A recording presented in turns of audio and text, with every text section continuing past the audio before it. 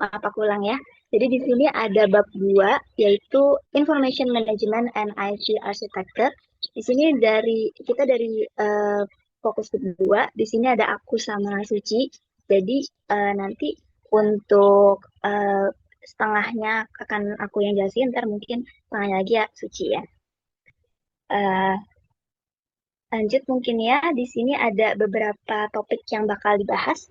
Di situ ada eh, case 1 atau ada contoh ya dari Paul McCartney.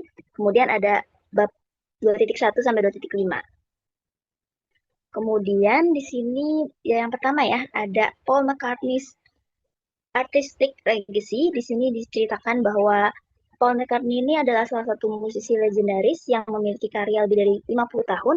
Kemudian karya-karyanya ini karena belum apa ya, ada datanya, belum terstruktur, jadi belum bisa dibagikan gitu loh buat orang-orang. Makanya di sini perusahaannya Paul McCartney ini berkolaborasi sama HP dan menghasilkan portal bernama paulmccartney.com. Di sini bikin untuk para penggemarnya itu bisa mengakses kayak rekaman rekaman arsip musiknya, bikin playlist pribadi, dan lihat detail konser, dan mereka bisa berinteraksi kayak gitu.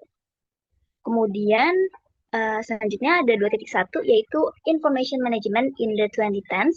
Di sini ada aku mengutip dari buku atau modulnya ya. Di situ dikatakan bahwa information management deals with how information is stored and organized and the speed at which it is captured, analyzed and reported.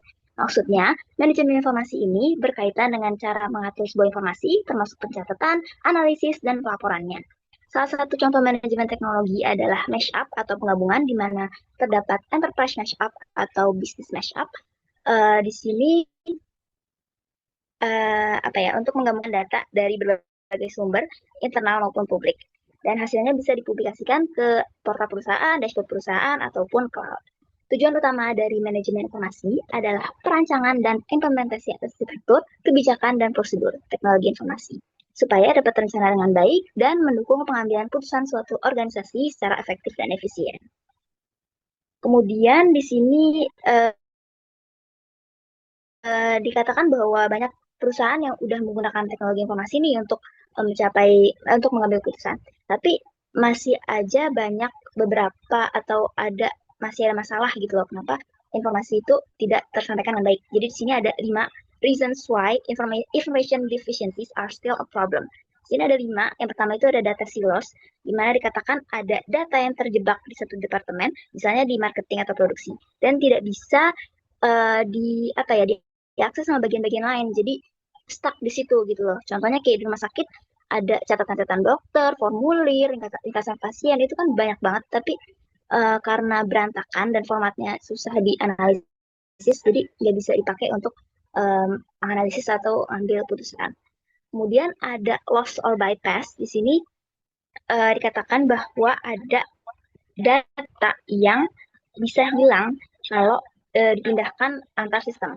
Jadi misalnya bisa nggak tercatat atau dalam pengumpulan datanya sensornya itu kurang tepat. Jadi datanya tercatat detailnya itu kurang. Kemudian di sini ada user first format, di mana ada sistem informasi yang formatnya sulit untuk dicerna. Jadi butuh waktu lama untuk memahaminya sehingga bisa terjadi apa ya, kesalahpahaman. Jadi kita salah connect gitu loh, salah paham dalam uh, format satu data itu.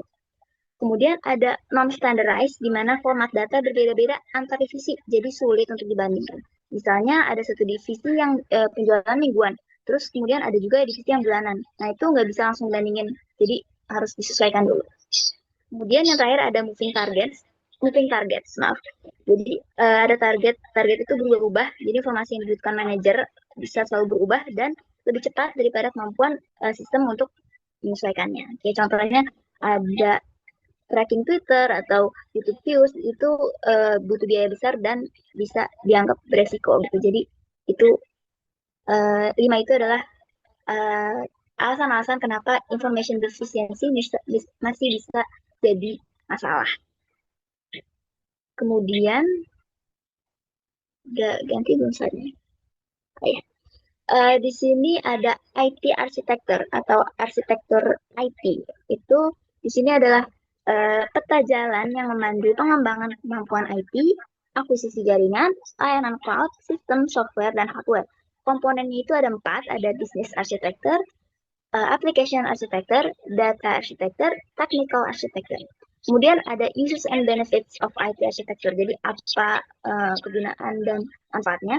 Jadi yang pertama ada menjaga keselarasan antara hasil kerja IT dan dengan persyaratan bisnis. Kemudian meningkatkan kemampuan untuk merespon perubahan bisnis dengan cepat, mengembangkan kemitraan dengan lebih erat antara kelompok bisnis dan IT. Kemudian ada mengurangi beban kerja yang tidak perlu, mengurangi kompleksitas sistem yang ada, meningkatkan kelincahan sistem IT yang baru, dan memastikan persyaratan hukum dan regulasi terpenuhi. Kemudian next ada kesuksesan arsitektur TI ini dapat diukur dalam hal keuangan, seperti keuntungan dan pengembalian investasi, serta dalam hal kepuasan pelanggan, kecepatan masuk pasar, dan tingkat pergantian karyawan. Nah, di sini arsitektur teknologi informasi mendefinisikan hal-hal berikut, yaitu ada misi organisasi, fungsi bisnis dan arah ke depan, aliran informasi yang diperlukan untuk melaksanakan misi, proses untuk mengimplementasikan sistem IT baru sebagai respon terhadap perubahan bisnis, dan arsitektur dasar saat ini, arsitektur target yang diinginkan, rencana urutan yang terdiri dari strategi jangka pendek dan jangka panjang. Kemudian ada transisi arsitektur, di mana proses migrasi dari keadaan arsitektur dasar yang saat ini dan ke arsitektur target yang yang diinginkan, gitu. Melalui rencana sequencing atau peta jalan migrasi yang terstruktur menunjukkan urutan langkah dan perubahan yang akan terjadi dari satu ke satu lainnya. Kemudian di sini ada Information System and IT Architecture. Di sini ada 8, di mana yang pertama itu ada Data Information Knowledge. Data itu fakta mentah, contohnya kayak jumlah jam kerja karyawan. Kemudian information itu data yang diproses dan punya makna, contohnya tren penjualan Toyota dari 2010 ke 2014. Kemudian pengetahuan itu informasi yang dipadukan dengan pengalaman dan keahlian, contohnya cara mengolah recall kendaraan. Kemudian yang kedua ada sistem informasi atau IS, di mana proses input lanjut ke proses processing, kemudian menghasilkan output. Fungsinya itu untuk mengumpulkan data, proses penyimpanan, menghasilkan laporan, dan mendukung putusan. Kemudian ada transaction processing system atau TPS, di mana memproses data transaksi kayak penjualan, payroll, inventory, dan pembayaran. Jenis transaksinya ada 2, ada internal dan eksternal. Yang internal itu dari dalam organisasi, contohnya kayak payroll dan pembelian. Dan eksternal itu dari luar, kayak pelanggan, supplier, atau bank. Kemudian, ini mungkin kecil-kecil ya, jadi lanjut aja. Yang keempat itu ada data quality, di mana data itu harus valid, akurat, dan reliable, seperti yang tadi di bab 1 dari dibahas ya, tentang data. Kemudian validasi dilakukan saat input, misal alamat kartu kredit harus sesuai, dan kesalahan data dapat menimbulkan kerugian finansial, hukum, atau operasional. Kemudian next yang kelima ada Management Information System atau MIS, di mana di sini menyediakan laporan bagi manajer untuk monitoring dan kontrol.